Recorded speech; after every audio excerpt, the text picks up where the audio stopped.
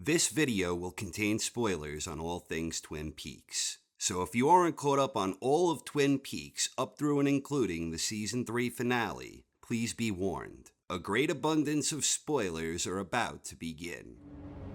How's Annie? How's Annie? How's Annie?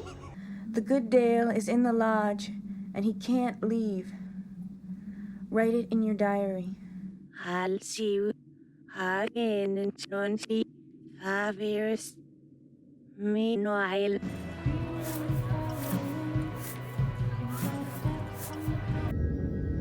it is happening again.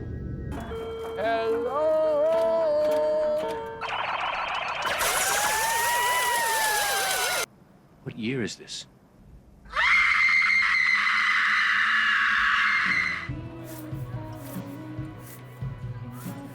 Torn out, missing.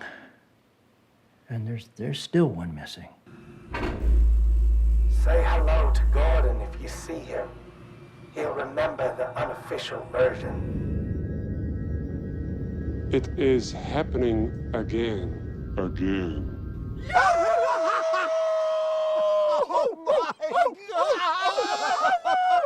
Before I begin, I can't start without quickly acknowledging the rumors floating about regarding a potential fourth season. I have no idea if there is any validity to these rumors, and I have no idea if recent posts from Kyle MacLachlan or Michael Horse are cryptic hints. And as my friend Aaron pointed out to me, this is all happening as we approach the 5-year anniversary of when Season 3 was officially announced. When two separate events occur simultaneously pertaining to the same object of inquiry, we must always pay strict attention. If I remember correctly, before Season 3 was officially announced, there were a lot of similar rumors circulating, and as far as I'm aware at this moment, neither Lynch nor Showtime has officially denied any of these rumors. Whether a fourth season becomes a reality or not, I don't apologize for speculating whether it might, because that's always been a huge part of the appeal with this show. Exploring the intriguing mysteries while trying to better understand the splendid viewing experience they provided. I've always been hopeful that we might someday get a fourth season, mainly because of the two clues left that I believe definitely left the door open. And there's still one missing. He'll remember the unofficial version.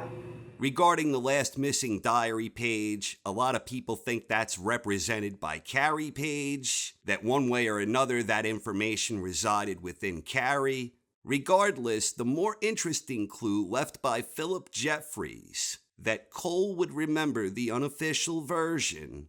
To me, that always indicated that there might be some reason Cooper needed to know that Gordon would remember. But who's to say Cooper would even remember that Jeffries told him this?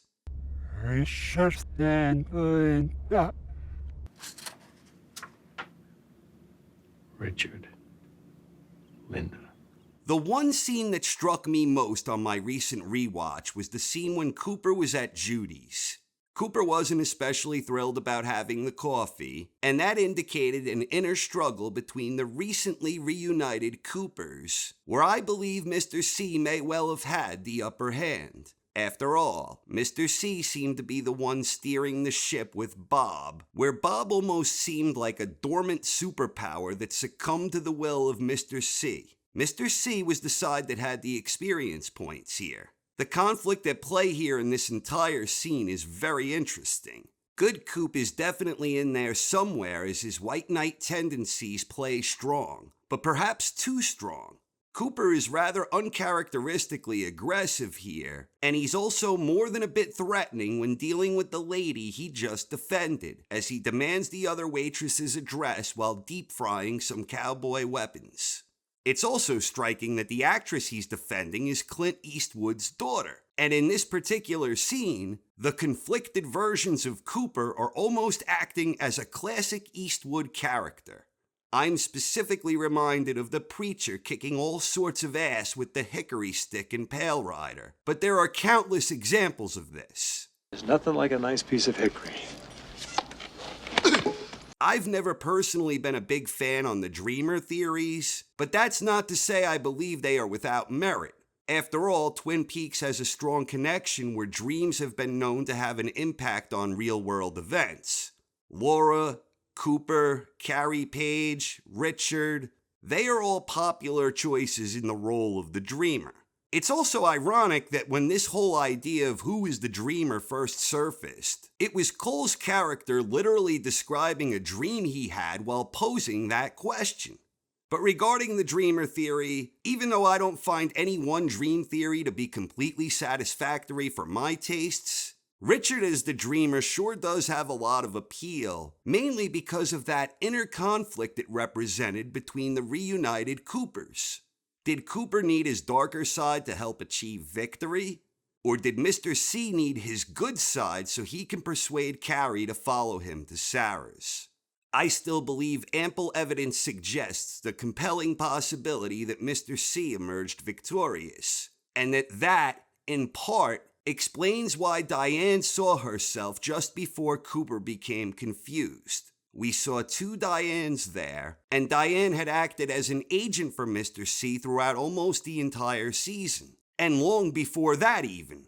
But if there's one aspect I find even more compelling than Richard's conflict, it's Gordon Cole himself. The idea of Cole being the dreamer makes some sense, in part because Cole is of course portrayed by Lynch himself, and also because of the inherent irony in that scene. It's as if David Lynch was Hulk Hogan circa 1985, and all of us die-hard Twin Peaks fans around the world were his Hulkamaniacs. In a very real sense, we are the dreamers who lived inside that dream dreamt by Cole via Lynch.